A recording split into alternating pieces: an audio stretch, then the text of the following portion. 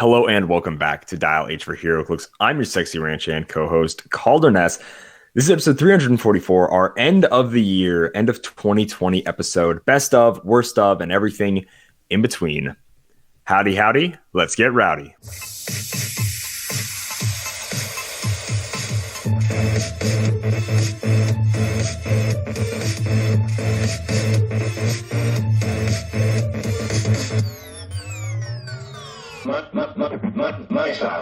Dial H for Heroclix is brought to you by CoolStuffInc.com, where you can find cool stuff in stock every day, including all the latest Heroclix singles and sealed products.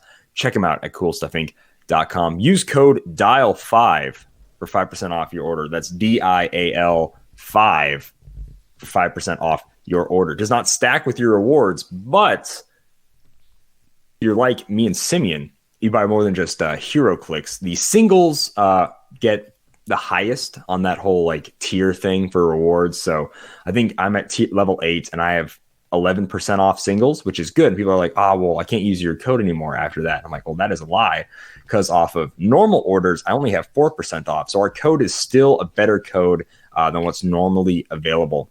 Yeah. Sealed products. Just recently, sealed products. Anything that's not like singles, and that's like card singles or Heroclix singles. But yeah, like anything that's not that category, like 5% is it's a hard achievement to get with the cool stuff ranking system.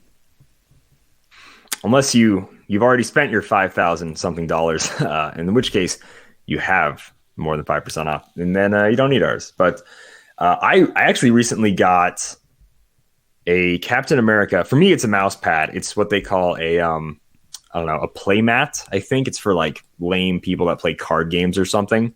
But to me, it's just a really big Captain America mouse pad, which is really cool. So yeah, like 5% off of that. It doesn't have to be Heroclix with our code. You can use it for literally anything. And that's why it's the best. So joining me as always in studio is your Dial H for Heroclix heavyweight champion, Billionaire Bruce. What's going on, Simeon? Not a whole lot. Just, sitting here. Recording. Wow. Look at the energy brought to the show. Yeah, awesome. Thank you, Simeon. Here to bring it up. This is it's because he's been organizing his tournament the past few days, and that's been, I'm sure, what made you happy this week, right? In which case, let's just get right into that. Yeah. No, that. What made you happy this last week? Running tournaments is not my thing, so I'm hoping everyone is, and we can get into like the tournament and some stuff about it later, but I'm hoping everyone's having a fun time. It looks like over half of the pod games are done, or getting close to over half, and it is a weekend, so I'm sure that more is going to happen on the weekend than not, but going into the week, it looks like we'll be ready for our top cut pretty soon. But what made me happy this week is, well, I've got two things, Calder.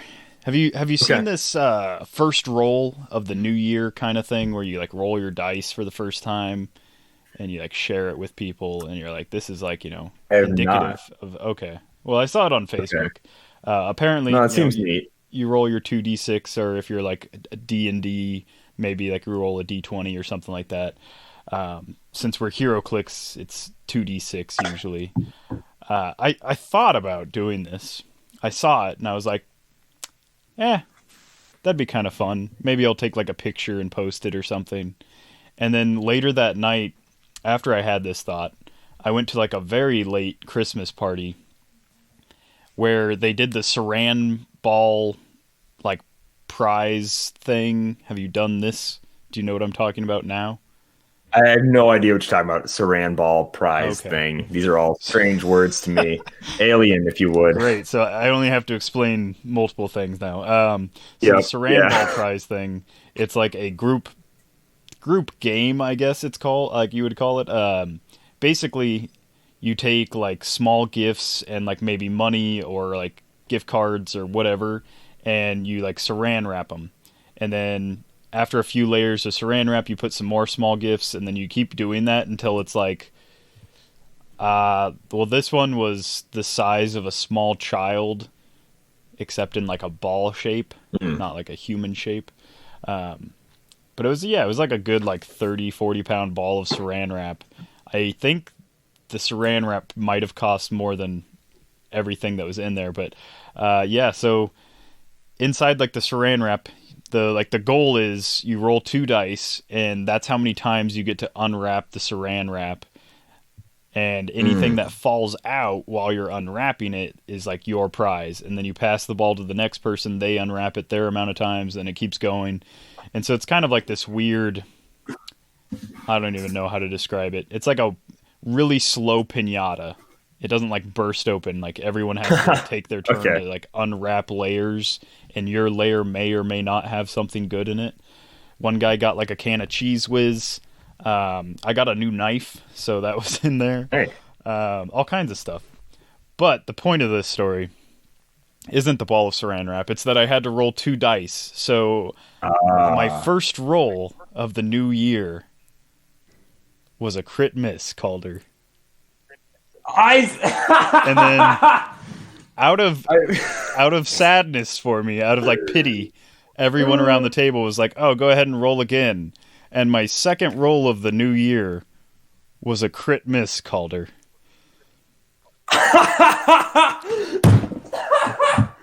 So yeah, I gotta unwrap 2 layers of the saran ball on my first turn. I was like, I don't even know, because like in the back of my mind, I was like, cool. I'm gonna roll the dice and do that like first dice roll of like the new year kind of thing. And so that was like what was in my mind when I did it. It wasn't like, oh, I'm only gonna unroll the like twice or anything like that. I was like, oh, it's gonna be a bad year. I mean, according to my dice horoscope, which I've always trusted. That's how I get through life. But yeah, that was. I think that made me happy, just in like the like what are the chances kind of thing. Right. But also recently, I picked up this new collectible card game that I think's kind of been around for a little while. I know like some people have been playing it, but yeah, you get to collect like certain like heroes and monsters and different like stuff like that. And you've got like different special effect cards and stuff. It's called Gwent. Have you heard of this, Calder? Are you ready? I think third time's the charm. I have not heard of Gwent. Okay, good. So I can go into some detail. So Well, I just want the listeners to know we've been talking about Simeon's what made him happy for 5 minutes now. He can keep going. But Gwent's this great game, and it's really like sweeping the aisles. They have it in Novigrad and Skellige, if you've been to either of those places. That's like really big in there. But it's a post-conjunction game, so it's got a lot of these creatures and stuff. Shut up! But it's great because like I can just walk up to like a merchant and be like, I knew those places were not real. I knew it. I knew something was fishy. Nope. I'm sorry. Gonna have to cut you off there, Gwent. Someone somewhere. I'm livid. All right. Simeon might lose what made him happy privileges for the foreseeable future if we keep this Witcher nonsense going. Wow. I did pull a fast one on you though. You did? No, I was like Gwent. Maybe I was about to like Google it. I was about to like type it in. Like, oh, what is I will Gwent? say they did. So it originally was like a Witcher 3 game, like mini game inside the game. They made it into an actual like card game that you can play, similar to like Magic Arena. Oh yeah. That version is trash to me because it's like about opening like loot boxes and getting different cards. And when it first came out, I played it when it first came out, like when the standalone Gwent game first came out, and I built like a pretty decent deck in beta, and then during the beta like part of it, they switched up what a bunch of the cards did, and then coming back to it like 6 years later, it is like 17 expansions in, and it's just unbearable. It's not nearly as fun as I remembered it being. There's like way too much going on now. Alrighty then, cool. I don't care. So what made me happy this week was, I'm sorry, that was a bit rude to the Witcher fans. Well, I did look up Gwent, and the top asks were, is Gwent a real card game? Can you buy real Gwent cards? Is Gwent better than Hearthstone? And is Gwent dead?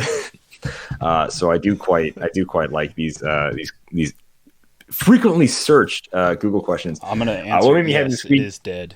It's dead to me. A New Year's party I went to. We sat around. We played more Betrayal at Scooby-Doo at Mystery Mansion, Scooby-Doo, whatever. That was just great. So fun. I also had that Sinister Six game with me, and people were hanging out with was like, hey, do you want to play that? I'm like, I'm gonna be honest with you, I don't know how to play it, and I brought it to maybe play it, but I just don't feel like learning the rules right now. So we didn't play Sinister Six, although it does look good. So yeah, we played Scooby-Doo a whole bunch of times, and then it was, I don't even know what game we were playing, something weird.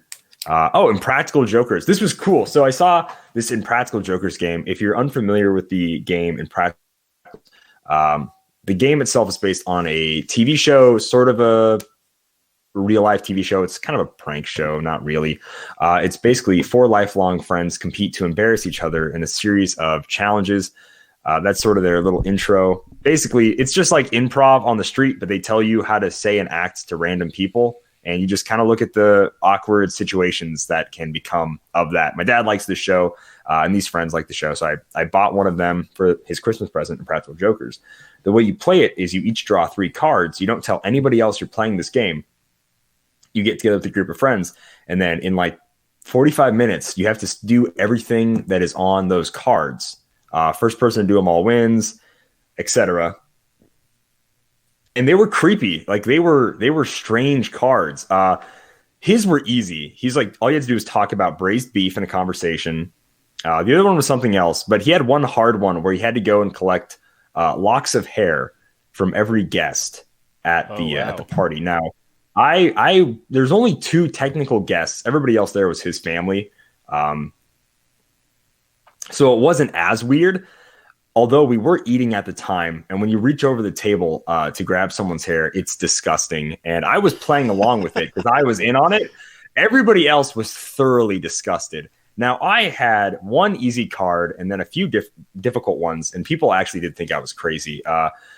One was go excuse yourself, go to the bathroom, come back in, your T-shirt's on backwards. That one was, no one noticed. And I'm like, I've got a pretty big logo. It's not like I'm wearing a plain white T-shirt and you didn't notice. Like, I've got a pretty big logo on the front, nothing on the back, but okay. No one noticed that one.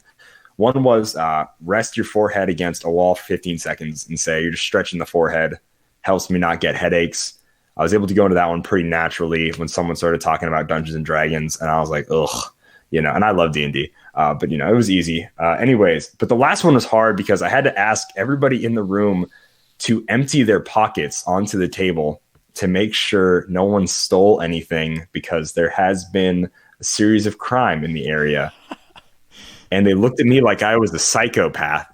But I didn't want to lose the game. So I was like, you got to empty your pockets. And it was bad. I did end up losing anyways. The punishment was I had to FaceTime or call somebody on my phone. And they decided that I had to talk to them about the latest Spider-Man movie, but I had to say everything I knew about it wrong.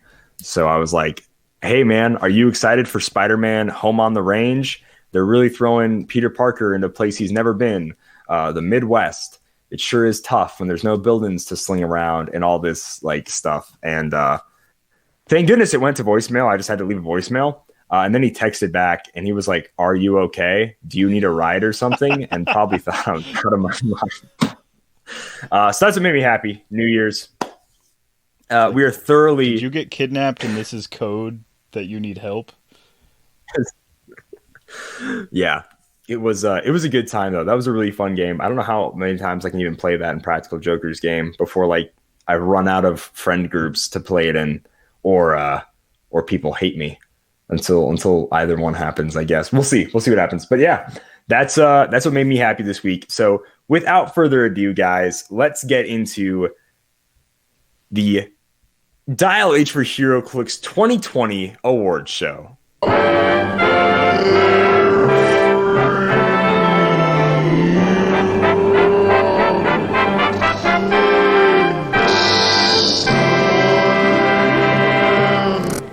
have quite a few categories. I did not count them all, but basically how it's going to go is I'm going to read off the categories. Simeon and I will both do what we chose for that category, and then we'll read the winner. You guys had the chance to comment on Discord, Twitter, and Facebook. If you disagree with what won a certain category, just remember that that is your fault for not voting. So it's not ours. It is yours. I want to make that expressly clear. We didn't do the easy to use and digest polls because comment like a man. Quit being so anxious about things. Jeez. All right. So, and I'll read off what won in 2019. So there's a few categories I had to axe from this year. One was best indie or DC set. When these guys started the game show, this little end of the year thing, they used to do best indie set, best DC set. But now we only get one DC set a year. So whatever it is, it's always going to be the best. And we rarely get 2 or more indie sets a year. And in 2020, we didn't have any, I believe. So I axed that category entirely. And they normally did best Marvel set as well. So now it's just best Heroclix set.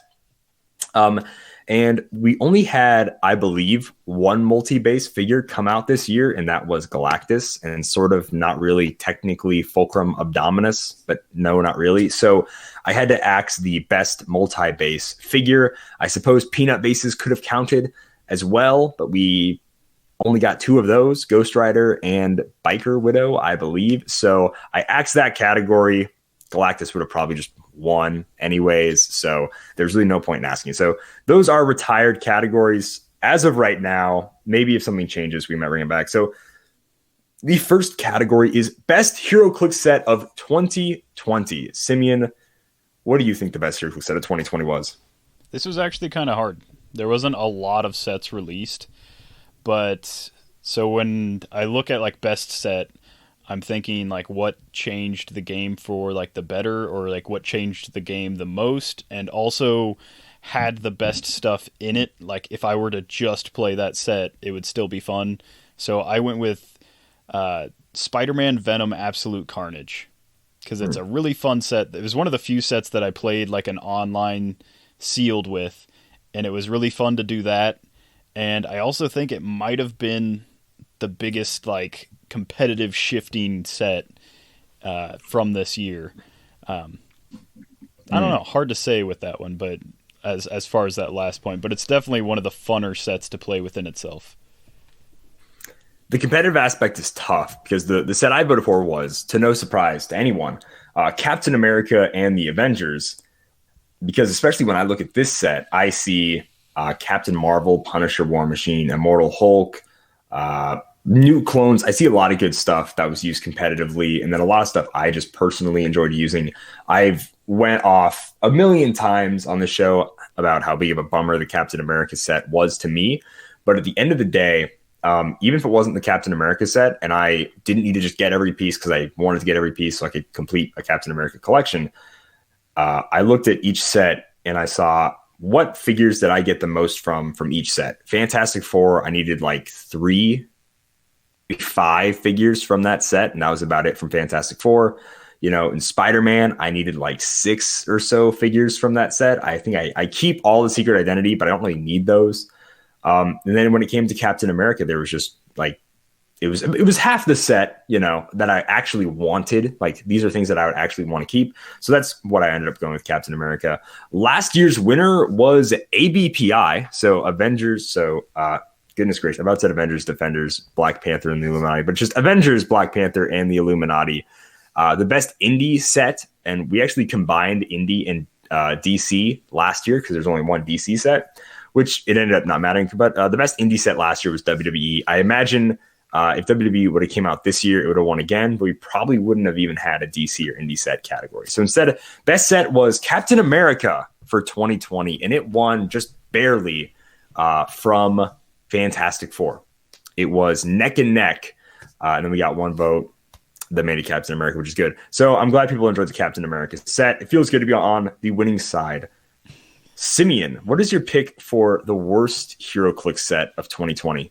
All right, so this is also the set that I bought into the most in 2020, but the reason why I went with this one is because, in my opinion, this set had way too much filler, and hopefully they'll remedy it in the next version that comes out. But the Fantastic Four set is, I think, the worst set in my opinion. For several reasons. I really liked the chases. I feel like the chase theme wasn't a perfect theme. They tried to like round out Battle World. There was some really stellar pieces in the set, but there was just so much filler in the common, uncommon, and rare spots that opening like 5 boosters, I was like, oh, I'm already gonna be like super happy that I have like 7 uncommon she things. Like, and I think that's how many I ended up with, was like 7, and I was just like, why? Why is there? I don't know.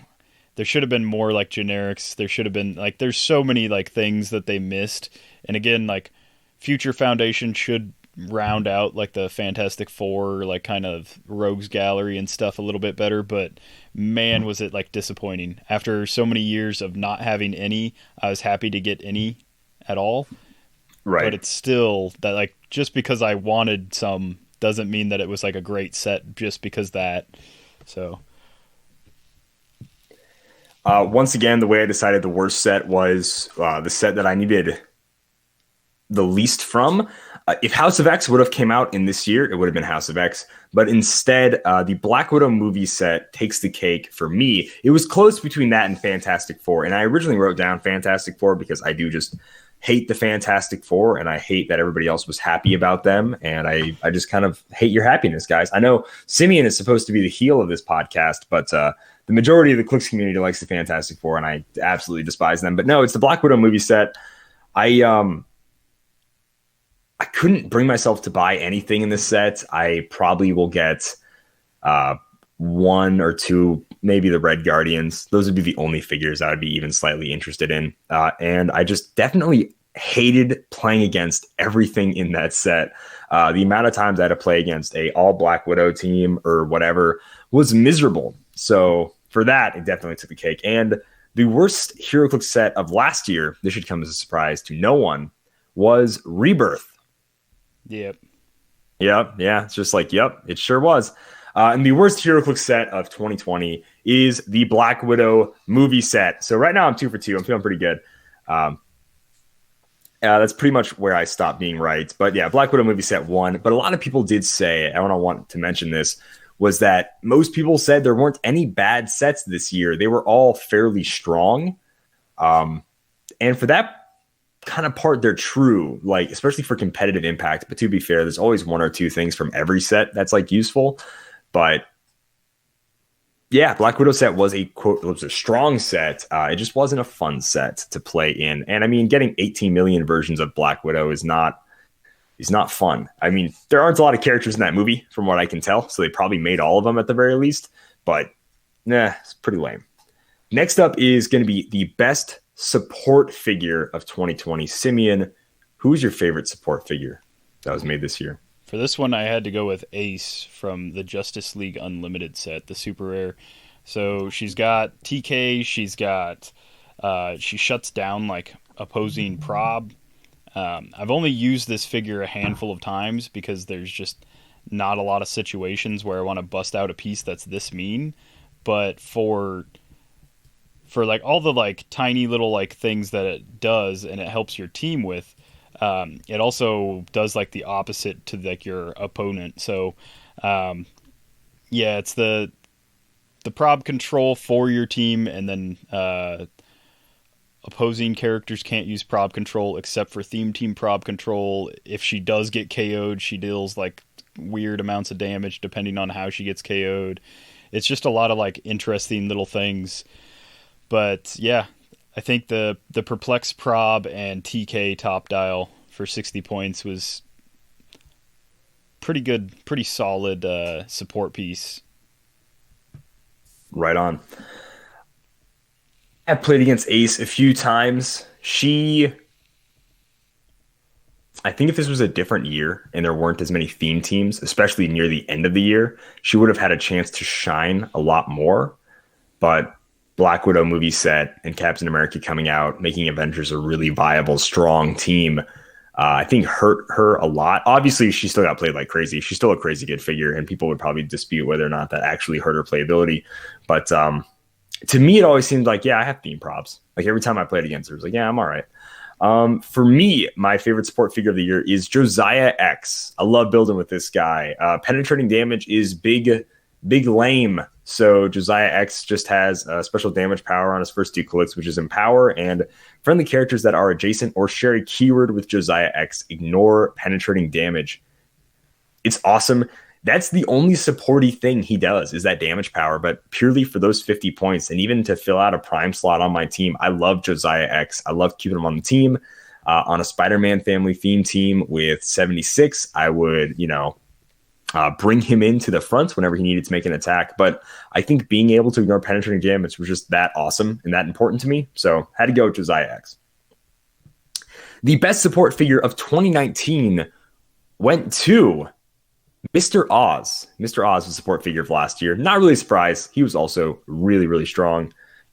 The best support figure of 2020 is going to be... we have our first tie, and I tried to make as few ties as possible with the votes we got. We just need to get more votes. It is a tie between Mary Jane Watson and Sharon Carter from the Captain America and the Avengers set. 2 very interesting figures.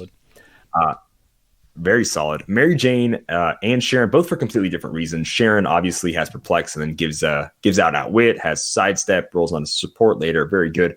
Mary Jane Watson, on the other hand, doesn't have any support powers, but between Autonomous and making the paparazzi bystanders, she is just crazy annoying, and the amount of control you can have over your opponent's team is great. And for being only 15 points. So that's our first tie, which is really cool.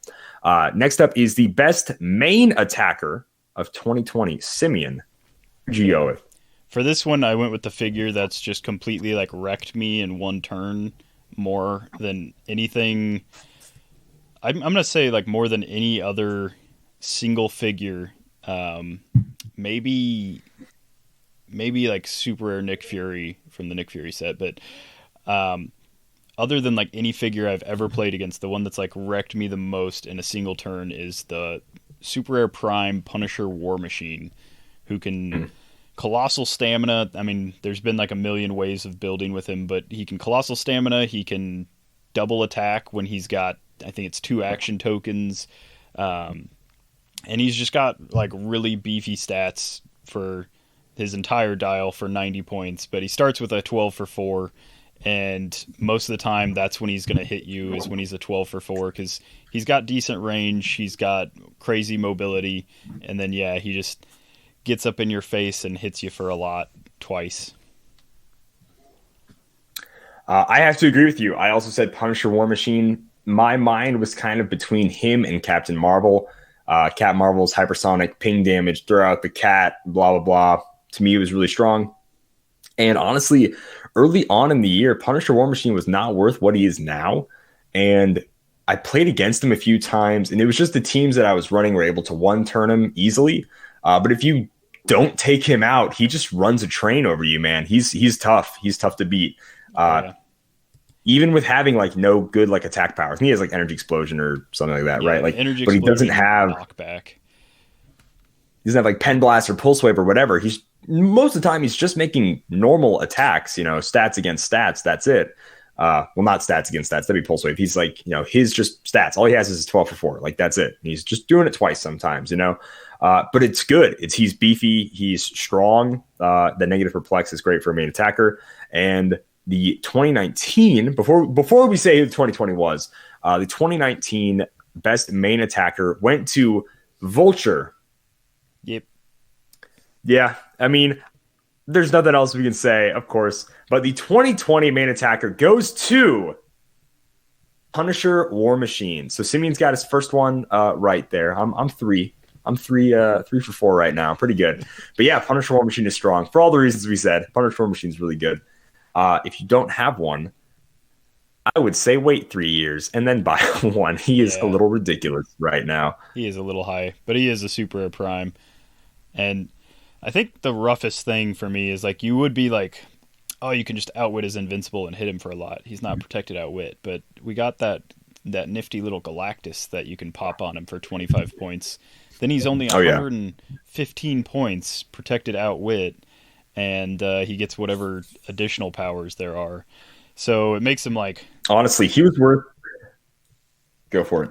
I was just gonna say like it makes him a little sturdier, but even on top Hmm. of that, like if you can't one turn him, like Calder said, his bottom three clicks are all 4 damage, and he's got colossal stamina.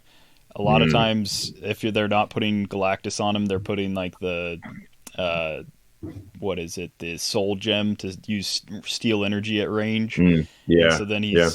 he's making like a free attack because he has 2 tokens, and then he's pushing with colossal stamina to make another attack, and he's like always pumping out 4 damage, like almost his entire dial. It's just a Mm. lot to deal with.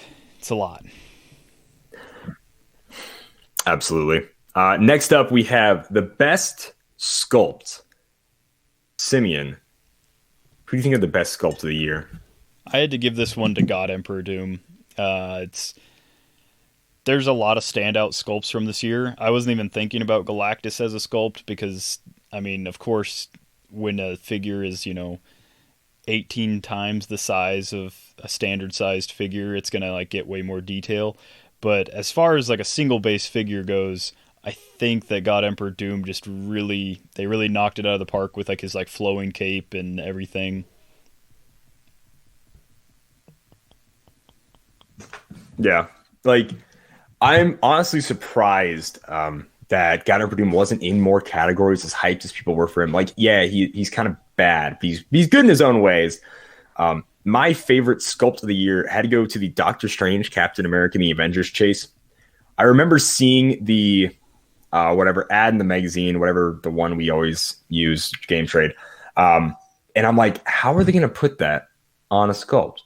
How's he going to have the portal? I was like, in my brain, I was like, it does not compute. Have they done this before? I don't think so.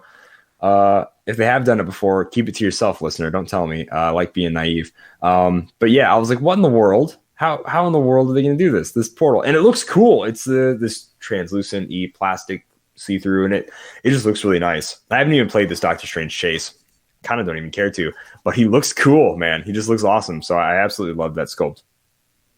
The best sculpt of 2019, however, went to Captain Venom. And he looked cool. His paint looked cool. His shield, the symbiote stuff looked cool. So I would think that's pretty legit. And then the best sculpt of 2020, keeping in the same theme of being Venom related, went to Venom Doctor Strange, which I don't think anyone can argue had a bad sculpt. I think it was really good. I remember a lot of people saying like, whoa, Yeah. the Venom cape, gnarly. I just wish his dial had done, or his like dial and traits had done a little bit more. But yeah, other than that, like he's got one of like the best sculpts in that set for sure. Mm-hmm. Now we get to go ahead and talk about some of the worst. Oh, baby. What was the worst sculpt of the year, in your opinion, Simeon? So for this one, I kind of just threw an answer out there because honestly, most commons and uncommons get like lumped together in my brain as like nothing's like particularly terrible. I know there's like a few. Well, since House of X wasn't allowed, I can't go with like the Joker face rogue, sadly. Um, Maybe next year that'll be on my list. But I decided to go with the uncommon Riot. And why Riot, you say? I could have picked literally any of the Venom or any of like the symbiote figures from Spider-Man, Venom, Absolute Carnage. They all look the same, and that's why I picked Riot because he just looks like a beefy dude with like little sprouts off of him, and that's how he always looks. I'm pretty sure it's the same sculpt as Toxin. They always just they're like, ah, yeah, big beefy dude, give him pointy fingers, and he's growing black trees out of his back, and that's it. It's just super disappointing at this point. So, yeah, he's my worst sculpt because of that. My worst sculpt of the year went to the Fantastic Four Sandman. That sculpt just looks bad to me. His colors are disgusting, and I know he's supposed to be Frightful Four Sandman and all that stuff, and they're the purple and pink colors, but that looks nasty. That color scheme is gross for Sandman. Yeah. It looks unhealthy. He looks sickly. And more just the color scheme. The sculpt is one of the worst Sandman sculpts we've had. Normally he's cool. He's got like one big like spike ball fist thing, you know. Sometimes he's got sand dripping from his hands, like in the Avengers Assemble sculpt. Heck, even in the Web of Spider-Man set, he's got two different hands. One that's a big club, one that's a big whatever. But because I'm pretty sure he shares a sculpt with Hydro Man, he just sort of has one big sandy leg. It's awful. It's so terrible looking. We had one in Earth X that even looked better than this one. Yeah, common Earth X one looked great, and I think Sandman's a rare or an uncommon. Anyways, one of those guys is a rare, but it's bad. But the worst sculpt was actually going to be like a 6-way tie or something. So because these two guys sort of share a sculpt, that's who I went with. But before we get into that, the 2019 worst sculpt was none other than Ronda Rousey, and chef's kiss. I'm very happy, and I got reminded this looking back through my notebook. Oh, am I happy that Ronda Rousey? She's just the worst. I hate her. She's just the worst, and I'm so happy. I'm so happy that she got worst sculpt. That's just awesome. But the worst sculpt of 2020 is going to be Venom from Superior Foes of Son of a Gun from SVCA. You know that set. Yeah. SVC. Yeah, whichever. These freaking Spider-Man set names, man, they're killing me. Spider-Man Venom, absolute carnage. All right, very cool. So yeah, we had some for Riot. We had some for another Venom figure. So I'm just like, let's just call it Venom. I think they share a sculpt. Maybe they don't. But either way, the symbiotes have it. So it's funny that we got a symbiote for best sculpt and a symbiote for worst sculpt. I find that very ironic. Next up, we have now this category hurt me personally because I was very outspoken about what I thought should win this category. Not should win, but definitely something that shouldn't win. And that was the best Fast Forces and starter sets. Just for a quick note, the winner of last year was Earth X. That was a great starter set, had a lot of maps, had okay starter figures. My pick, Simeon's doing his picks first. Simeon, what is your pick for the best Fast Forces or starter set of the year? That would be the best starter for the year would be the Avengers. Oh, wait, no. Oh, I thought that was worse. That would be the Cosmic Clash was the best set. Whoa, okay, let's hold on. Yeah. Let's. Okay. So Simeon is entitled to his wrong opinion, as are a lot of you. The best, in my opinion, was the Avengers Masters of Evil starter set. The maps were better. Not really. They were fine. The maps really weren't better. I'm not going to lie. The bystanders obviously couldn't even be played, so that was a bummer. But the figures were really cool. Were they good? No, not really. But we need something like this so bad. And so many of you had just this clouded judgment of already playing the game for too long. But you seem to forget it's really hard to incorporate powers into teaching new players this game without I guess we'll just all do speed powers. And it's like, oh, but what about, just ignore that. Just ignore what's on the dial. Okay. Just ignore it. All right. We're only doing speed, whatever. Right. It's tough to teach people this game.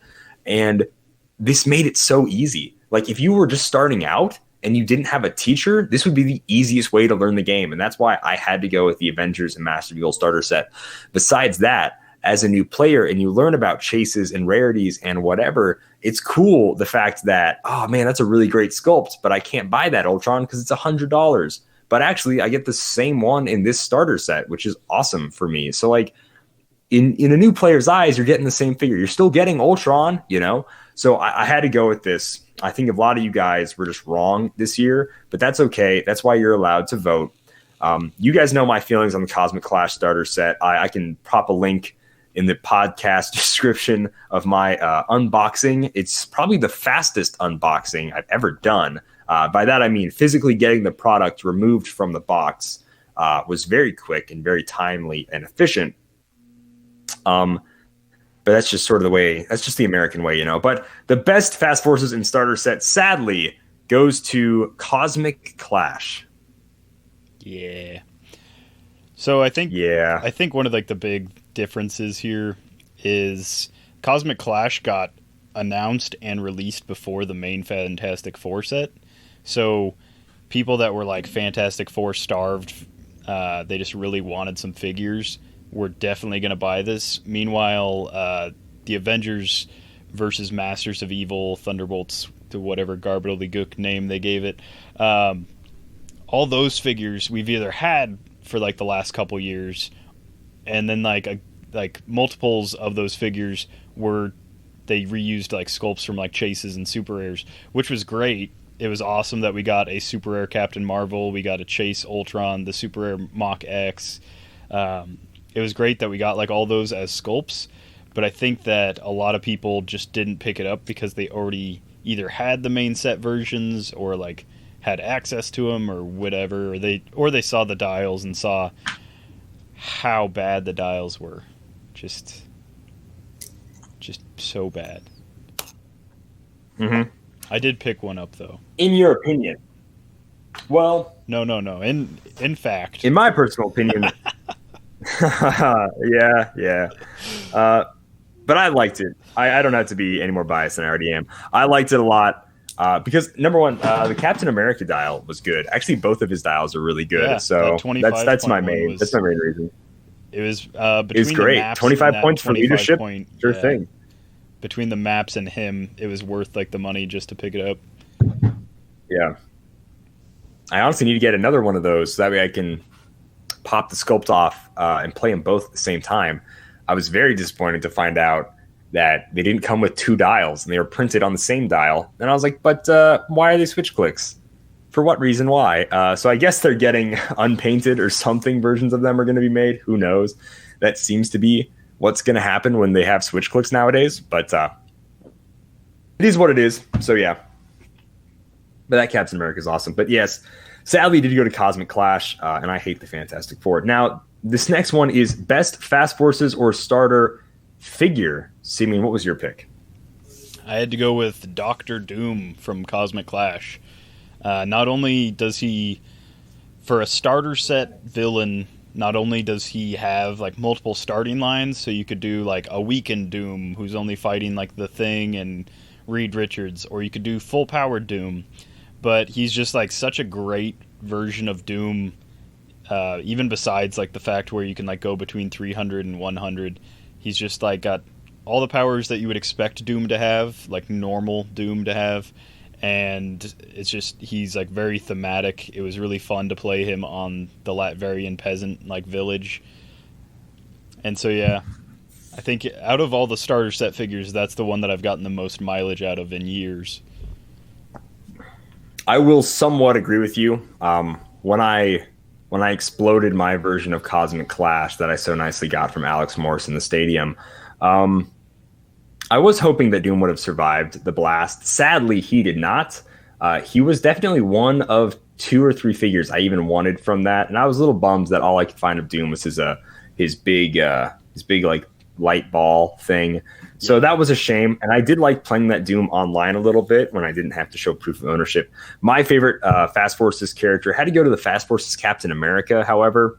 I really like the idea of being able to running shot, shoot somebody, and then be placed next to them and make a close attack. That is one of the better Captain America-y themed powers. It's the classic follow through. He hits you with the shield, catches it, boom, hits you again with the shield, or gives you a right hook or something. I just really liked that Captain America. But the best Fast Forces figure from last year, from 2019, went to Dr. Claire Finn. Little supporty piece. This was the only time the Orville has showed up in anything award ceremony ever. I'll guarantee that. Maybe they won something for being on TV, but hey, I doubt it. The best Fast Forces figure of 2020 is once again a tie, and it is between Doctor Doom and Silver Surfer from the Cosmic Clash starter set.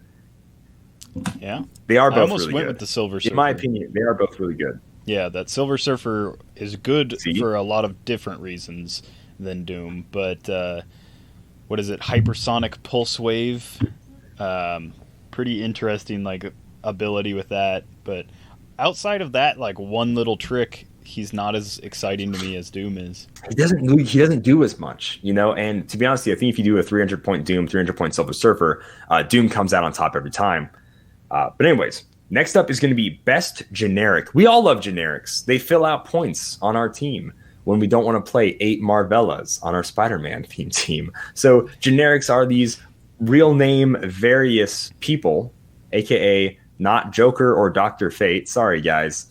Sorry if you voted for those. They aren't generics, just in the sense of what a generic is. So, but real name various, we love these guys. We had so many good ones. We had scientists from Star Labs and Cadmus Labs. We had nuke clones and Joker dudes, which I kind of said were generics, but they both explode, so it makes it easier for me to say that. You know, we had Venom-y minions. We had Doombots that could be brought in a plethora of ways, quite a lot of ways. The Doombots were kind of cool. And they were also Pogs. We had Moloids. They were definitely there. That were just the best version a Moloid could probably be, I imagine. You know, we had industrial spies, we had shield agents, we had all sorts of really, really cool generics. Simeon, what was your favorite generic of 2020? Oh man, I really have to industrial spy was one of my favorite pieces to work on teams, because the ability to, so he's basically pick a power while taking away your opponent's powers. And the ability to not only take away opponents' powers with outwit, but the amount of people that were just surprised when I would outwit a power they didn't have. Because, apparently I play with people who are more casual than I am. But I would outwit a power they didn't have. I'd be like, I'm going to outwit your probability control. And they're like, I don't have probability control. And I'm like, yep, and now you won't. But now I have it. And they're like, I don't know if you can do that. But yeah, the fact that you could just, prior to 2017, this wasn't a thing you could do. But after 2017, which, of course, after 2017 when Industrial Spy came out, it was just really fun. It's a very, I'm not going to say it's a great piece because it's a very short dial and it's very hard to, use well without it just dying. But it's a very fun piece. That being said, it's not as fun as Nuke Clone, who, when ran in high numbers, can just completely, as the name implies, nuke your own team and your opponents, and that's really fun. I pulled one in Sealed, and there was a turn that took about 10 minutes because my opponent was trying his hardest to avoid that nuke clone exploding, and then I was like, I can just move him and push him, and then next turn when I roll, he will be that much closer to exploding. But yeah, I have to give it to Nuke Clone for me. While we're still on Industrial Spy somewhat, early on in the year, played against a Industrial Spy Swarm team. It was 10 Industrial Spies, 300 points or something. Maybe he had Dario Agger or somebody else on the team, I don't remember. But it was miserable. It was really, really tough. It was one of the hardest teams I've ever had for Power Cosmic when you really do. Oh my gosh. They were like, I'm gonna outwit your Impervious. I'm like, yeah, I guess you are. This is gonna be very inconvenient for me to try to take out a 30-point Industrial Spy. My favorite generic, I originally had Doombot written down, but I remembered there was only one generic that I played a couple of times, and I played 10 of them, and that was the Star Labs technician from JLU, one of the few figures in that set I really liked, but she got a special, she didn't get a special anything, she just got a damage power based on what you rolled. It was support, enhancement, and power, perplex, prob, whatever, but you got to roll for each one, and then at any point in time, you just be like, okay, I'm going to stop, and I'm going to roll again. It was awesome. So it was I just rolled until I got perplex someone up to high heaven. Guess what? It was Microphone Batman. Boom, shot. And then I'm like, all right, let's roll. And now I have a bunch of prob for the next turn. Dude, I love her. I love her so much. Star Labs Tech is just great. Yeah. She's super cool. For 15 points, it was super easy to add to ton of keywords. Gotham City, all sorts of keywords. I use it for Gotham City anyways, and I loved it. The 2019 best generic went to Aim White. A little bit of Perplex, a little bit of Outwit, a little bit of Sidestep, and Support later. So Aim White was the winner of last year's best generic, which I really can't argue. No, it was a good generic. Yeah, probably. I almost say like one of the best generics of all time, like looking back, but just because of like the teams that he fit on during the time, so I don't know how accurate that is, but Avengers being what it was in 2019, having access to Outwit, Outwit and Perplex plus a theme team prob is pretty solid. And then the best generic of 2020 goes to Doombots. I played them too. I like Doombots a lot. They're really good. They're cheap. They fly. They have running shot, energy explosion. When paired with Doctor Doom, they're so annoying. My favorite is when paired with Dr. Richards. They're insane. The amount of Doombots you can get on the board. I had 10 on the board at one time in a game. It was great. I love the Doombots. They're awesome. So I was actually pretty excited that Doombots won Best Generic of the Year, despite not voting for them. Yeah, that's a very worthy pick. Next up is going to be Best Chase Theme. Simeon, what set do you think had the best chase theme this year? So I was kind of disappointed in the chase themes this year. I'm going to not give it to Fantastic Four because their chase theme was kind of Battle World, but then also kind of not. So that was kind of, I don't know. They just kind of, it was weird. I don't care for, I almost gave it to Spider-Man Venom Absolute Carnage because it was cool to have like all these new, like unique to Heroclix characters. I just wish there was more like backstory put on the cards, a little bit more like flavor and stuff. So I couldn't give it to those, even though those were like a really cool set of figures. So I ended up giving it to the only set that was like a really true actual theme to me, and that was JLU's Super Friends / Fiends. Legion of Doom. But yeah. Yeah, see, bad guys. I was in the same box, right? Captain America really let me down, being like not a chase theme. Like it just wasn't, oh, it looks of X bases. Yikes, man. JLU, I was hoping it was just going to be all Legion of Doom, and then maybe they'd fill out the rest later, but they only gave me 3 members of Legion of Doom, so I was super unimpressed there, despite, I at least got a Lex Luthor, which is all that matters, but like still, like that sucks, in my opinion.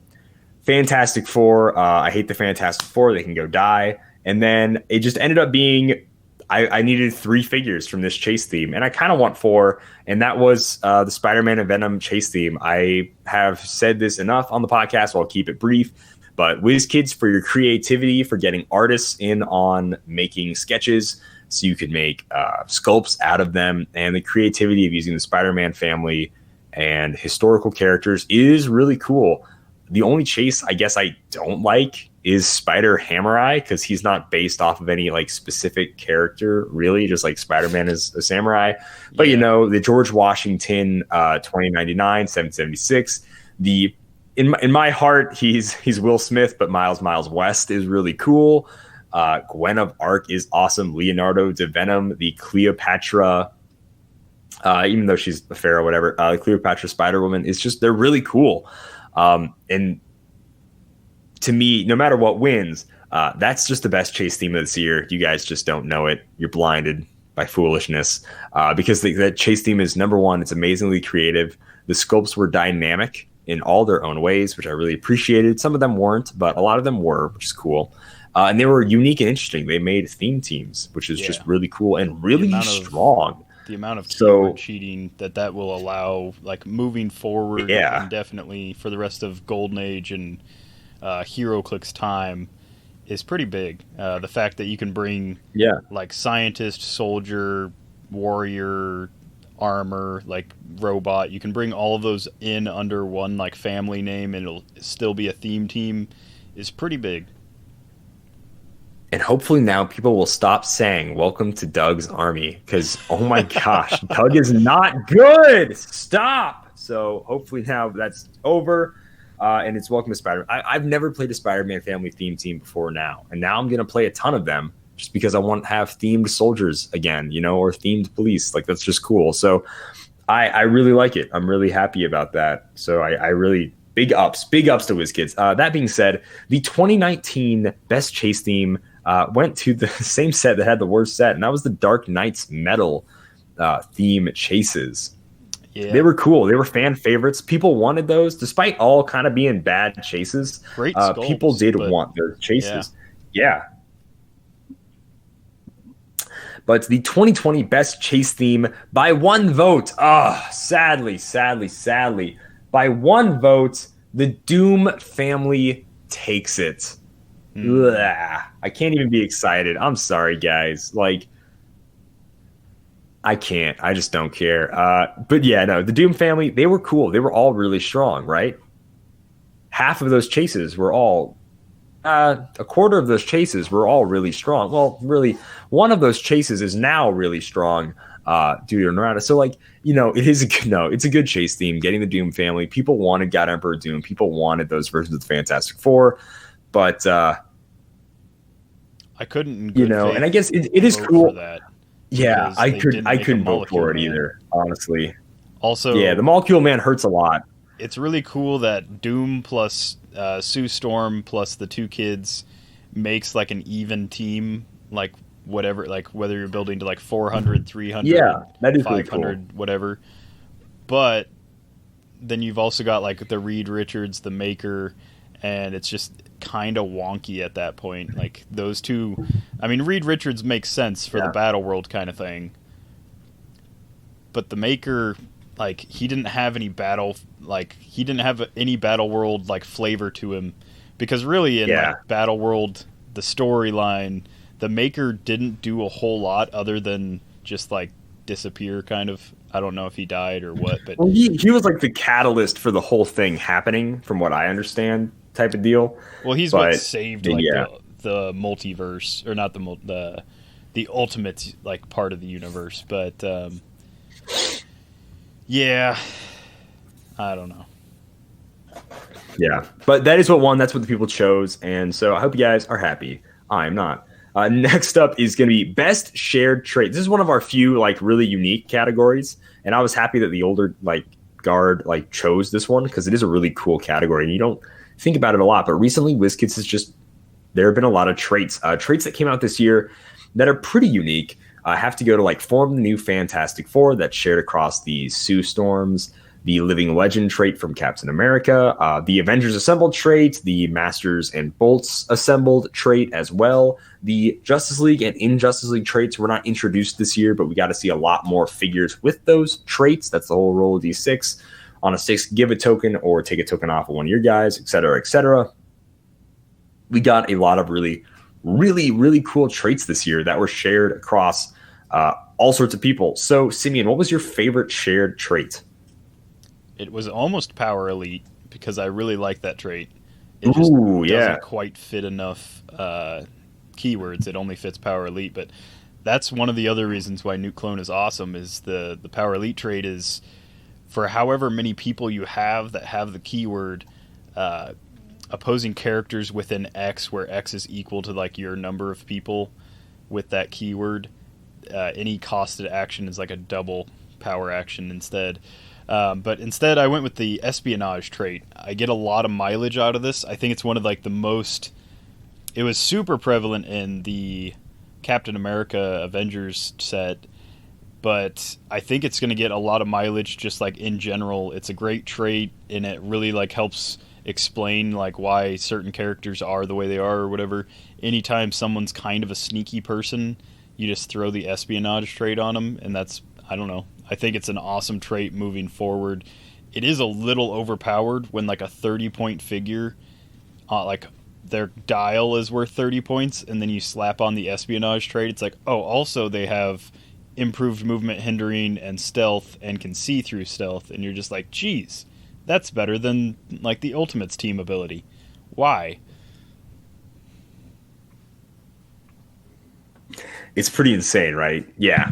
The espionage trait is good, really good, and they're kind of keeping it going outside of the Captain America set. The Captain America set really did bring a lot of like really cool traits, almost like it's the best of the year or something. Anyways, my favorite trait also comes from the Captain America set, and that is the Living Legend trait. I really hope they keep it going. They kept it out of we haven't gotten any Captain Americas besides the starter, the Master of Evil starter, and the Captain America set stuff. I really hope this keeps going. I hope every Captain America for at least a little while has it. It wasn't in the starter. I imagine just to keep things simpler, keep it dumbed down a little bit. But man, I love the Living Legend trait. I just play a full team of Living Legend. It's not totally don't die tech or whatever, but it's just really fun. It's really cool. Like I like it a lot. It keeps people from getting one shots. You know, I'm always worried about like playing the captain. He has no reducers. Very possible charge super strength can one shot him. At least he can come back. He can be, I call him nurse captain at that point in his dial when he's got the sidestep, low defend and support. So like at least something. And then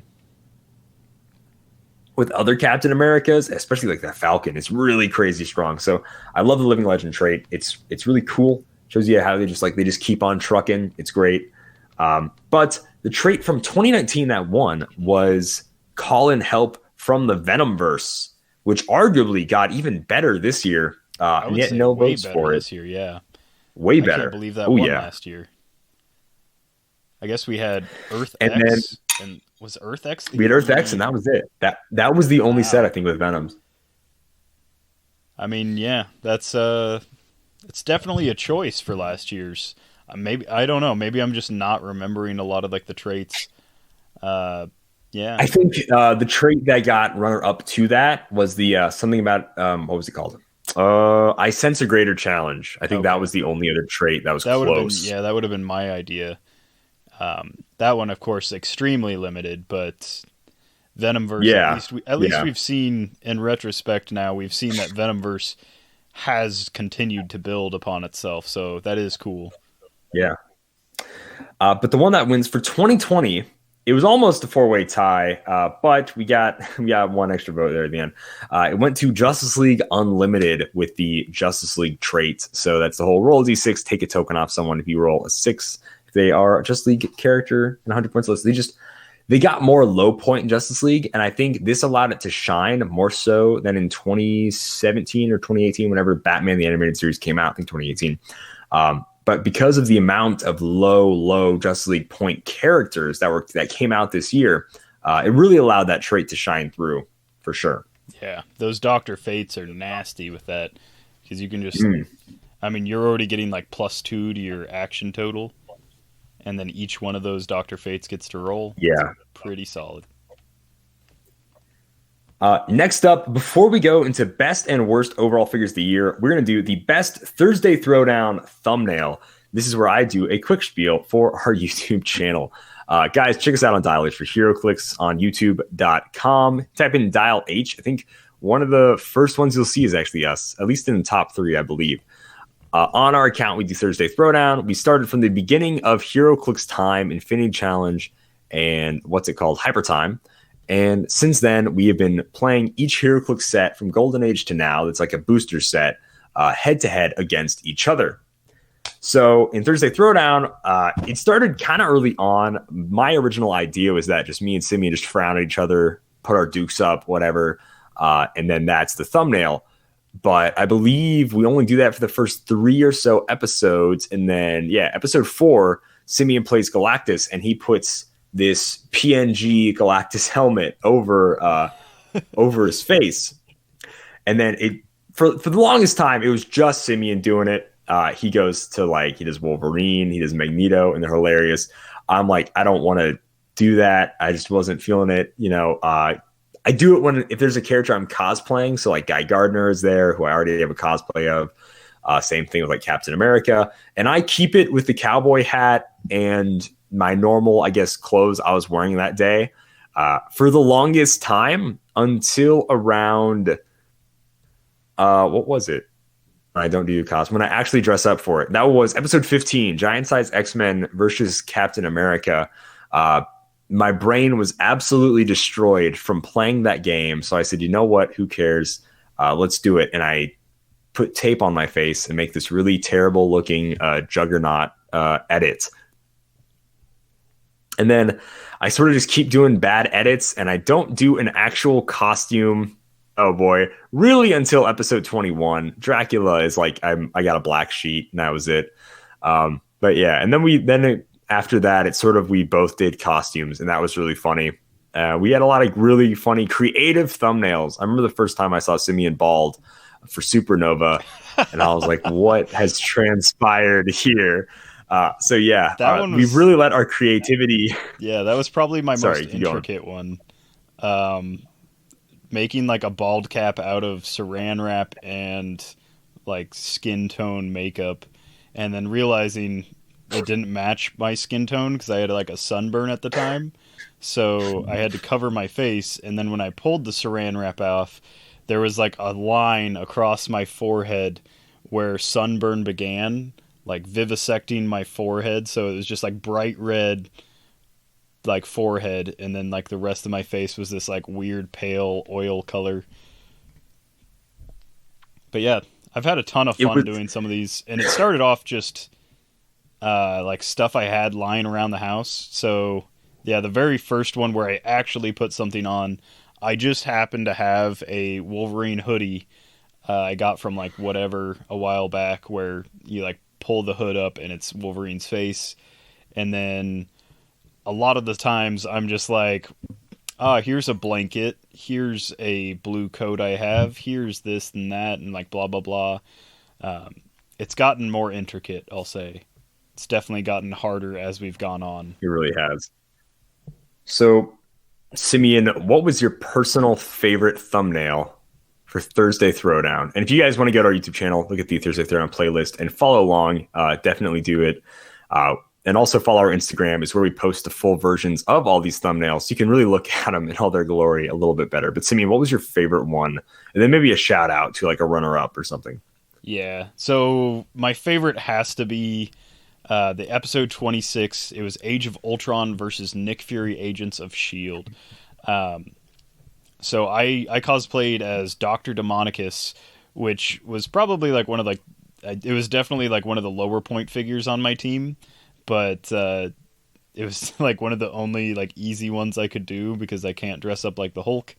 But it turned out to be like pretty hard to do. So I had to paint my face white, put on like a weird red hoodie, and then tape on the hoodie to try and match like his shirt design, and then throw like a cape on with weird gloves. And then Kalder did the Age of Ultron Black Panther super rare that's got like the movement kind of pattern. So his picture looks like one of those old Animorph books where he's like slowly turning into the Black Panther. But yeah, that one turned out pretty well. I will say, like, one of the runner-ups is episode 19, Streets of Gotham versus Batman. I dressed up like the Haunted Tank, and Calder used his Guy Gardner Green Lantern like cosplay. But the Haunted Tank was that was definitely one of my favorite cosplays to do. I just crawled inside of a box and poked like a toilet paper tube out of it, and then I painted everything green.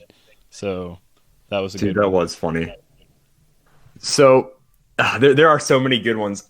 Mine also goes for the Nick Fury Agents of S.H.I.E.L.D. versus Age of Ultron, because to me, I think we were just firing off on all cylinders that day. Sometimes you can kind of tell by the thumbnails which one of us sort of like phones it in. Like, I'll use an old cosplay picture if I play Captain America or somebody else, right? Or, Simeon will like edit himself sitting on a chair, it seems, for a lot of times, or just like do some clever editing and like be on the sculpt. But like we both were just really creative, and we did our characters honestly kind of justice, like kind of well. Like I was really surprised how well that one turned out. And I like to think we're not cosplaying the figure, we're cosplaying the Heroclix sculpt. So we're cosplaying the sculpt, yeah. Yeah, so like if I look wonky, it's okay because it's Heroclix. So Although I do have to sort of shout out to one of our more recent ones, the Mighty Thor and Harley Quinn and the Gotham Girls. I was pretty proud of like what I could scrounge up for Scourge. I was impressed. And then for an older one that I really, really enjoyed, shout out to, and this one also got a vote, but Batman Alpha versus Watchmen. I love my comedian cosplay. I don't get an excuse to like wear it nearly as much ever. And then your Jim Gordon looked really good with the cape, not cape, but the trench coat flowing the way it does. So like that was also just another really good one. Taped to a chair that I then edited out. I was curious how you did that. Yes. I was like, how is it flowing? Because from even I couldn't tell. But you sent me the raw, like not the raw version, the edited version. All right. That is awesome. But the winner of Best Thursday Throwdown Thumbnail went to Nick Fury, Agents of S.H.I.E.L.D. versus AOU. We did get 2 other votes for this, guys. It wasn't just me and Simeon's votes that like made this happen. We did get a few other people vote for it. So yeah, it's just a good thumbnail. And, you know, it's a pretty solid game. One of our shorter ones, it would seem. But yeah, it's a great one. Next up, we have Best Overall Figure and Worst Overall Figure. So we're going to do the Worst Overall Figure first up.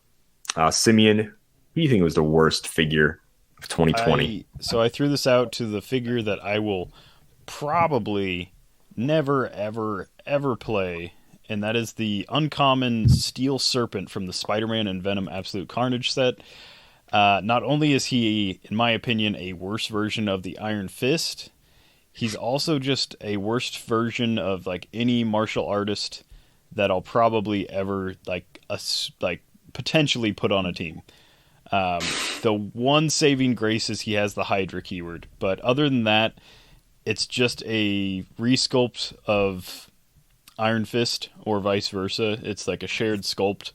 The one interesting thing about him, in my opinion, is the once per turn when an adjacent friendly character is damaged, you give him a chi token, and then you can remove those to make that many attacks against different targets. But in reality, that it's like a worse version, a much, much worse version of Immortal Hulk's tokens. So, yeah, I don't see myself ever playing this guy. His whole dial seems kind of wonky. It almost seems like his bottom dial's like better than his top dial, but then you lose like some mobility and some other things. Potentially he could fill out a Hydra team, but I don't think I don't think I have one currently, and I don't think I'll ever pick one up just for that chance. Gotcha. My worst figure of the year had to go to, to be honest with you, when I saw people vote, it seems they forgot this guy existed. The JLU Superman. He's bad for 100 points. I was so surprised. No, I forgot about it. Right? Like, we, during our live stream, talked about him, how episode just 300. Trash. Yeah. How just trash he is, how terrible he is. And the whole community was in agreement for a while, actually, there, that he's just a terrible figure. And it sucked because, like, he had team-up cards, but why would you ever use them? None of them make him good playable. So, yeah, the Superman is just so bad. And, in fact, one point, we played a... And this is kind of like said, like, this almost goes to, like, how bad he almost isn't. But online, we played a game where you had to give your opponent, you made your opponent's team, so you had to make a bad team for your opponent, and the dude was like, I'm gonna give you Superman, and I'm like, I don't know if he's not the worst 100 points you could possibly give me, but you didn't have to give me a 100-point figure either.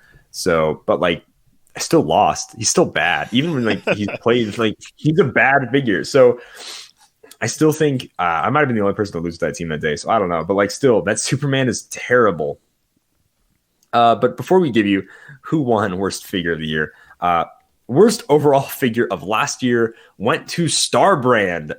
ABPI shows up a lot last year in these categories. Best generic, best, set, best, all this stuff. And they took home worst figure of the year, and that was Starbrand. He's got the big fart cloud. The only time Starbrand was somewhat threatening was he was the best thing you pulled in a battle royale, and like that was about it. Because honestly, anything else in that set would kind of smoke Starbrand, But in battle royale, he was pretty all right. But yeah, Starbrand was bad. His sculpt was wonky. Is there any modern Starbrand to use him with? I don't think so. So he just had nothing. He had nothing to do. He was very high But costed for having a 9 attack on his bottom click. It's like, sure, it's his bottom dial, and I like the idea of characters getting worse as they get hit. It's more thematic. But in a game where no other character does that, a 140-point character should not go down to 9 attack at any point in their dial, especially when they're like a big, close combat, punchy piece. And so, yeah, he's just still real bad. He's rough. And then the worst figure of the year goes to, no surprise to anybody, Just League Unlimited Superman. Man, he's just awful. So bad. I completely forgot about him and how much I trash talked him when we first got that preview. I think it shows just how bad he is. You wanted to forget about him. You blocked him from your memory. Truly, I think I almost completely wrote off that set just based on that one preview. I was like, if it doesn't get a lot better than this, it's going to be a real bad set. And it got a little better. So. Oh, yeah. Slightly. And now it brings us to our last category, and that is going to be the best overall figure of the year. Simeon, this is dial, this is sculpt, this is playability for like what you think, what you want to play, what you like. Who's the best overall figure of 2020? One that can represent this year. So it's hard for me to not say God Emperor Doom because he had a really good sculpt. He honestly has a pretty decent dial. I wish it was a little bit better. Especially I just wish his stop clicks were spread out more. So if I played him at 300, that's my biggest gripe is if I played him at 300, it feels like I'm not getting my money's worth, my points worth, as compared to playing him at 100. But I'm going to go with the figure that I played the most and that I see myself playing the most in the future. And sculpt's not that bad either. It's another T'Challa, so we've gotten enough of those sculpts as is. But it's the number 13B Black Leopard from the Fantastic Four set. So I think he's one of the most balanced figures that we've gotten in a long time. And by balanced, I mean he balances your opponent's team for you. He is balanced in that if your opponent has over 6 range, he doesn't do anything to them. But if they're a 6 range figure, then he kind of messes with almost everything. He single-handedly won me a game against a 300-point God Emperor Doom. He's just a phenomenal piece, even if he's not on Fantastic Four. I don't know if I'd ever play him not on Fantastic Four, but he's phenomenal no matter what for 50 points. And so I had to go with him. Almost went with 1776. Felt weird doing that after he got errated in the same year, in the same couple of months. So I decided just to go with my safe pick. Gotcha. I actually went with 1776 for the same reasons I always liked him, to be honest with you. His change doesn't change the way I play him personally, and it really was never going to anyways. The competitive community really just kind of lost it when that happened, and I always liked him for making Soldier Theme Team a named theme team. I've said it countless times. Soldier Theme Team is my favorite. It's my favorite keyword. Soldier's an awesome keyword. Captain America has it. The majority of patriotic style characters seem to have served in our armed forces, which is amazing. So just a lot of characters like that have the soldier keyword. So I just want to play soldiers 9 times out of 10. If it's a generic theme team, I'm probably playing a soldier theme team. I love the soldier keyword, and you used to have theme props with it, albeit a little nerfed than normal theme props, but you still used to have theme props. And when they made that change all those years ago, I was really sad. I was really bummed. I like theme props. I like my soldier theme team being kind of just as good as an Avengers theme team or whatever.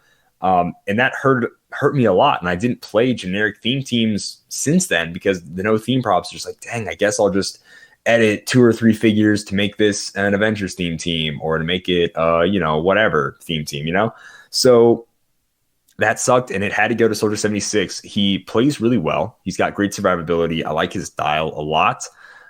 He does the whole action total thing less effectively now. I don't really care. He's freaking 1776. That's awesome. To me, that's so cool. I dig it a lot. Just that's, America declared her independence, which is just amazing. Looks like George Washington. He's got a saber on his side. Like, that's just really cool. I love kind of a lot about that figure. There's great flavor text. We shall not allow the British to rule us. I just love that. Dude, there's so much. Crossing the Delaware is his charge. Like, the American resolve is his toughness. I love it. I love Spider-Man 1776. So to me, he had to be my figure of the year. And he's still, and then 50 points, still an amazing piece to have on any team.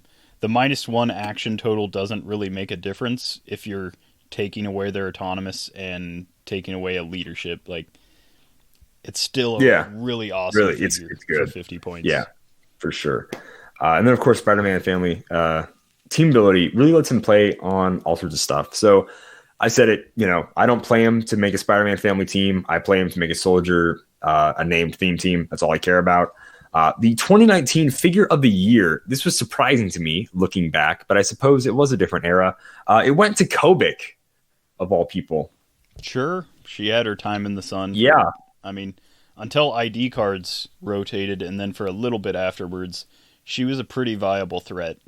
It's hard having a 100-point figure on your team when they really have no offensive capability. 100 points for like a support figure just wasn't quite enough to keep her in rotation from what I've seen. Mm-hmm. But she had some solid strats. There's a lot of cool stuff you could do with her, but it definitely seemed she was just not viable after a while. But the best overall figure, kind of to my surprise, did go to 1776. We had a few votes for him for actually worst figure of the year, but due to the fact not getting a lot of votes for best overall figure, and then not a lot of people, just not getting the votes really hurt, I think, Goddoom's chances. But 1776 took it, and I think saying that this is the year of 1776 is solid. I mean, he completely defined gameplay for the longest time. So not the longest time, for a couple of months, really. But during pretty important tournaments, the World Tournament, as well as my trip to Indianapolis and several other things. But I do have to say, shout out to God Emperor Doom. To be honest with you, I think if his dial was a little bit better, and I think if just more people voted in general, he probably would have won. The sculpt is amazing. His dial is solid. And I think he was a prime candidate for figure of the year. Honestly, kind of more so than 1776, but I have a special attachment to him, so I had to vote for him. And God Emperor Doom didn't have that for me. So, for all honorable mentions, the most honorable mention definitely goes to God Emperor Doom for figure of the year. But 1776 takes the cake and takes America back from the clutches of those evil, evil British people. And that is an end to our 2020 recap awards ceremony episode. Now, we are going to do a community, and we also have to do a Dialers for Heroclix super fan. So every year, we award someone the title of Superfan. You can get it through our Patreon, but true Superfans get it through interaction with us, interaction on our YouTube channel, on our podcast, on our posts, interacting with us in general.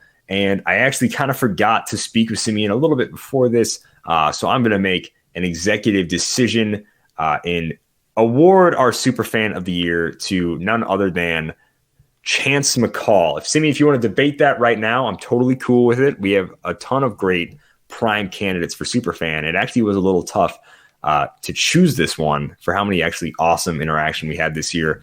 But I don't know. What do you think? I think I have some audio footage that you'll want to listen to before we cast all the votes. So yeah, oh boy, we definitely have some Chance McCall audio on file.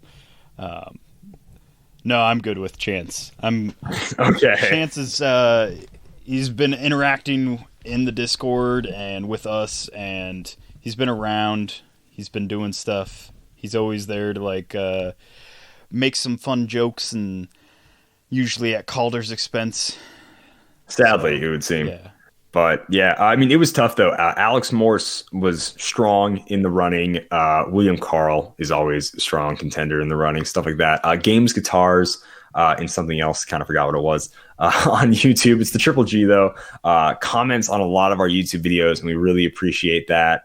So like that's really awesome. But I think Chance McCall just ended up having to take it for the Dial H Heroclix 2020 Superfan. Last year it did go to Larry Slade, and Larry Slade did get his Superfan stuff eventually. Larry Slade was just really, really new to the game, and he was awesome to interact with last year, so he definitely deserved Superfan last year. And, you know, Chance McCall has been a fan of the show, and I hate saying fan, but that is what everybody, the guys before us called it, Superfan, so I'm going to keep that going. But really, you guys are like, no one is our fan. Let's slow down there. You guys are just listeners, supporters of this show, and just really friends.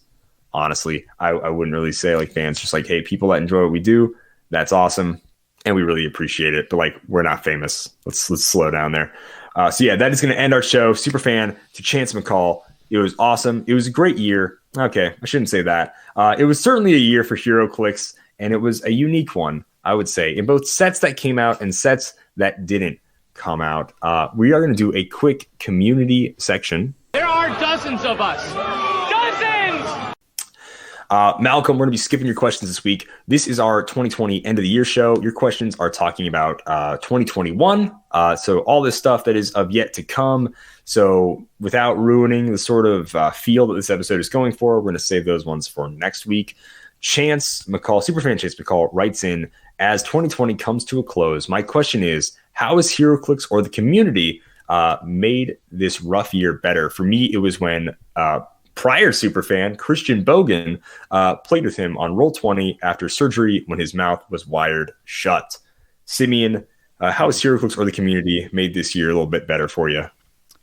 Well, this year started off pretty strong, to be honest. Up until March, we were having a lot of like new players and stuff, and I hope when we get back to in-person play that all those people that started playing pick it back up and continue playing. I really like that's like one of my biggest fears and hopes is that like those people will just drop out and like they'll just have forgotten about Heroclix over the year.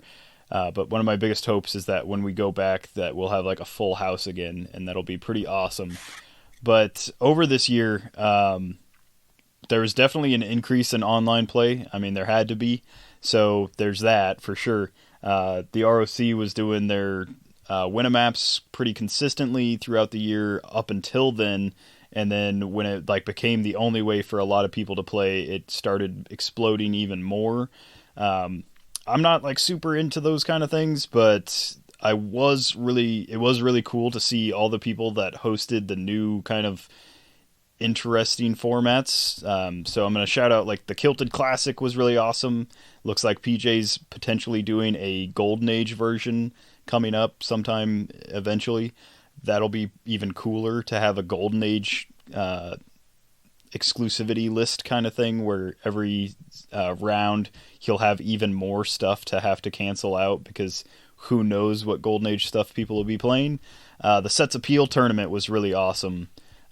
Playing through Golden Age stuff again I wish I had lasted a little bit longer in that tournament, but it was a really fun tournament while it lasted. It was really fun building out of old sets, even if I didn't get to like the sets that I built for. And then the Dishing Up Clix tournament was also one that I participated in and was really fun.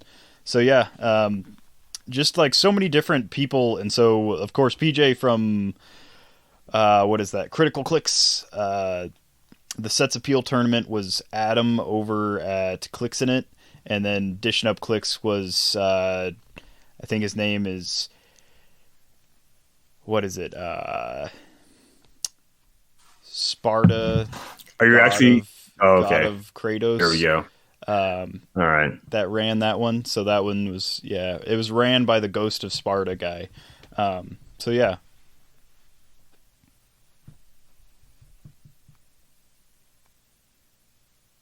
Zeus. Oh, it's Zeus. Zeus was his name. All right, very cool. I'm not gonna. Yeah, Zeus. Zeus balcony. You know the end-ish part on the top of the building. Good old Zeus balcony. What a cool guy. Alrighty then. No, for me, honestly, our YouTube channel was really fun to be able to pour creatively into a lot of the videos we did. So without sounding vain, first I'm going to say the few Heroclix trips I was able to take, the one to Indianapolis was amazing. The National Guard guys there were really cool. This one guy didn't know how Heroclix was played, but he was like, he's announcing all the matchups, and they had a whiteboard and with like a bracket system and all this stuff. It was just ran in such like a really cool, fun way. And, normal Heroclix tournaments kind of feel a little lifeless. Everything's online. People are just like, all right, there's the build sheet. There are your matchups, whatever. But like these guys were announcing it. They were hyped. They were excited. They had a big whiteboard, like I said, at the brackets, which was hilarious. It was so cool. They had raffles and everything. Like it felt like there was like life into the game when we played it down in Indianapolis. And that was so awesome. And it was also like now like the 5th time I've been to Indianapolis in 3 years, which is insane to me. So that was just really cool and really fun. I really liked that tournament. I was able to win the sealed version that they had there. I had got to play a fun popper team with a lot of guys. We played, Among Us on the way down. We had the pizza drawer. We had so much fun, stupid times during that trip. It was great. I love going on road trips with the guys, with the bros, and just being able to do that, especially after we had to miss out on nationals and there wasn't real worlds and all that stuff, nothing to travel to, playing Clix in real life. It was awesome. I was very grateful that I was able to do that. So yeah, that's what I will say. That's what really made my year, made me get through this year, was being able to spend time with the bros. That was awesome. And to end the show, I do kind of want to do a quick YouTube retrospective. I wanted to do this for a long time on YouTube, and this is probably a better way to like make an edited cool video, but just to like go through the videos this year, guys, like we had some really good ones. I had the Captain America unboxing series, but when it really got good was when we did our first live stream. Dial H for Heroclix episode 300 was live streamed. That's the first live stream since episode 100. With the old guys, or it was like episode 52. It was when they've been doing it for a year or when they got to their 100th episode. I honestly can't remember. We had a really fun video I enjoyed making was the Justice League Unlimited brick unboxing for April Fool's Day. Unwrapping the saran wrapped brick I had was really cool. We started Thursday Throwdown. It says 8 months ago, which I believe that. A little bit into the year, and the Thursday Throwdown was a new weekly show, extra content we were able to make for you guys. I did my first kind of unique opening for an unboxing when I shot my Fantastic Four Cosmic Clash review that I got from Alex Morse and the Stadium for winning one of their tournaments, which was great. We have some gameplay from some games, but like more highlights. The Black Widow set unboxing. I figured out how to put voiceover on a video and haven't done that since. We'll probably leave it there, honestly. The Fantastic Four unboxing, I got to film a really stupid intro where I tried to light my sleeve on fire for so long. And I was like, you know what? Just grab WD-40 and just shoot fire at me. Okay. Like it was just hilarious. I had a good time. I just wanted to like make fun of like the absurdity of like, Fantastic Four and stuff. So it was fun. I really heavily enjoyed that video. I made Heroclix Players Impressions Part 3 in time for Rock Nationals because I really didn't want to wait till Christmas again. And I think it's kind of lame uploading a video on Christmas when you should be spending time with your family anyways. So Heroclix Players Impressions Part 3, which is one of the longer impression videos. I talk for way too much. 2 minutes, 50 seconds. That's our most watched YouTube video now, 405 views, where I just make fun of some Heroclix players, and it's just a good time. Creatively, I've always enjoyed doing those videos. The Spider-Man unboxings, I wasted $12 on a Spider-Man costume to make that opening. And then really where it gets good is when we did the Extreme Rules set of videos. I wanted to make this video for a long time, and we were finally able to get that made this year. And I cannot wait for part 2 with the next wave of WWE. Simeon, I've been kind of gabbing on a little bit. If you want to talk about the Extreme Rules a little bit and just how that was just such a really crazy, cool, amazing, for me, creative process. As painful as it was, and I to like physically do, more so stomach-wise than actual pain wise. But it was just such a cool thing being able to make these wrestling personas, these characters. I got to make the Dial H for Heroclix Championship belt, which I think was really cool creatively. That was awesome to do this year. And then cutting together a trailer and the promos were all just like so much fun. Yeah, dude, Extreme Rules is great.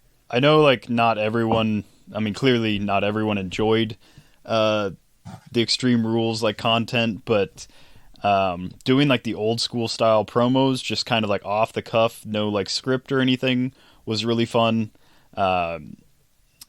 Doing the majority of everything we did in just like one take.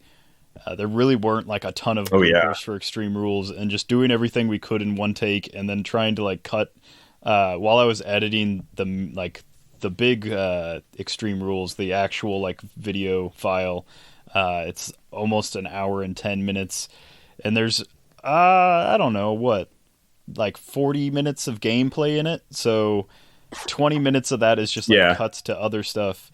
But as I was putting that together, it was just a ton of fun to like rewatch and just like see like all the ridiculous things that we were doing, knowing full well that like my neighbors were like outside like watching for half of it. Oh yeah. And just, it's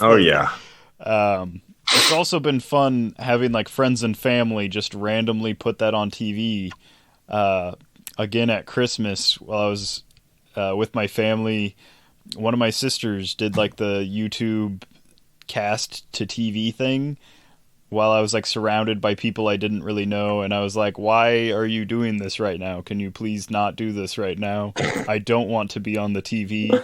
Everyone was watching football and now they're wondering what the heck is going on.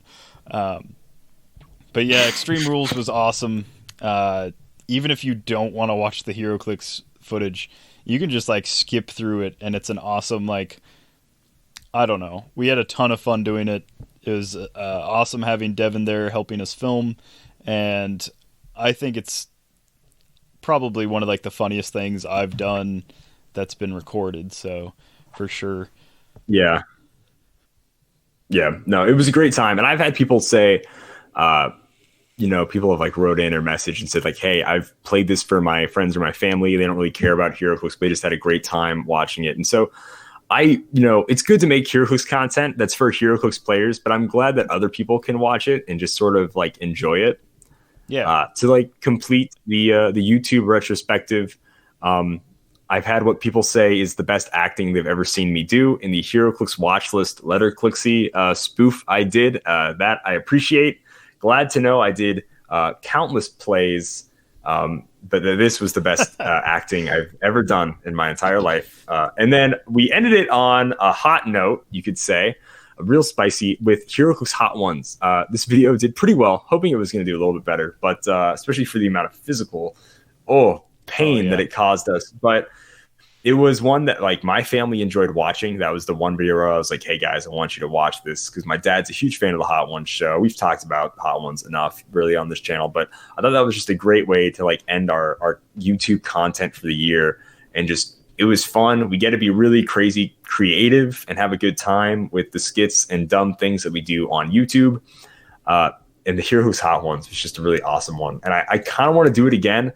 But at the same time, I know what the pain is like, so I don't want to do it again. But maybe in the future. We'll have to find something that's as awful to eat as really hot stuff. We'll do like a fear factor thing, where like you have to eat a sea cucumber and bugs, drink ostrich eggs, and I don't know where we'll possibly get those things, but maybe not that. Yeah, live Madagascar cockroaches. I will import them myself. That'd be a really expensive video. But yeah, my true hope for 2021, looking back on our content, is that we'll do one. I really hope that like more people watch the stuff, because it's a ton of work, but I truly just do it because it's awesome to see like people react and enjoy it. So I'd really like it to like not necessarily like get more views to do better and like grow our channel or whatever, but get more views because I know that there's more people out there that would enjoy it that haven't seen it. And then 2, I really hope that moving forward, other content creators start doing like funny stuff, because man, Heroclix is a really dry community when it comes to content. Like, sure, there's like some funny podcasts out there, but when it comes to like the videos and stuff, it's pretty dry. It's pretty dry, and it's a lot of how to play Heroclix, top 10 Heroclix, blah blah blah blah blah. And those videos get views and good for those guys, but it's not really crazy fun to watch. And at the end of the day, I live my life, really try to live my life by this quote, but have fun. Otherwise, what's the point? So I just want our content to be fun, make people smile. Otherwise, why make it? So I hope people do really genuinely enjoy the stuff we do. And yeah, like I know there's tons of people that like wrestling and like Heroclix that haven't seen Extreme Rules. I know that. They need to be watching that stuff because it's hilarious. It's great. So yeah, that's I just wanted to do a quick YouTube retrospective. We talk a lot about YouTube on this show, but that's because we make really crazy, like unique content for the game. And we're at the show's end. This was a good 2020 wrap up. You can find us on Facebook.com/DialH for Heroclix. We're on Twitter @DialH4. That's the number 4 Heroclix. We're on Instagram @DialH for Heroclix. And of course, YouTube @DialH for Heroclix. You can find us pretty much anywhere, guys. If you want to write us an email, it's dialh for Heroclix, all spelled out @gmail.com. And yeah, let us know. If you want to be on the show, feel free to message us on any of those platforms, and we'll add you to the queue and try to get you guys on. Simeon, is there anything you want to say before we close out this end of the year wrap up episode? We haven't done a good Bad Samaritan episode in a while. Maybe we'll have we need Superfan Chance McCall on, and he'll battle it out. Although I'm pretty sure he lost last time, so he probably doesn't want to come back. Correct. But the last thing I want to say is, so hero cards are these special gold cards, and other effects can't really do anything to them. So there's like Biting Frost. But hero cards, no Gwent, no Witcher, value. no conjunctions, no prepositions, nothing. None of this. All right? None of this. Stop. Make it stop. I just love... Please. So there's this one part, and you'll enjoy this part, Calder. Just like a random NPC is like, I just lost my son at sea. He like was swept away and his ship like crashed and he like died. And like, I don't know how to go on. And I've got like a varied way of like responding to him. And the one I choose is, hey, you want to play Gwent? And he just kind of like sulkily like nods and like shrugs his shoulders. And then I proceed to take his like money away from him. And then just like leave. Jeez. And I was like, that might be the most evil thing I've done in a video game in a while. It's so sad. Like, my son was killed, and like the seas took him, so I can't even bury him. And I'm like, hey, how about you gamble against me? And you can't say no because you're an NPC. And the guy's like, I guess. I don't know why you're suggesting this. And then I'm like, thank you for the money. I have to leave now. And then I do. Sorry about your loser son, though. See ya. Like, jeez, man. It might be the darkest thing I've done in a game. And I've played I've played Dark Souls, and that's a pretty dark game. But yeah, stealing a broken man's money when he's just trying to sell his wares. He's like, how about you buy a cabbage? And I'm like, how about you gamble some money and I take it from you? And if it's pretty messed up, Simeon. If you want to sell some wares or buy some wares, you can check out CoolStuffInc.com. They've got buy lists out. They'll buy your stuff from you. It's pretty cool. And then you can get in-store credit and, use Dial 5 to get 5% off. You're making money on money. So, CoolStuffInc.com, where you can find the latest HeroClix singles and sealed products. Check them out at CoolStuff.com. As always, happy trails.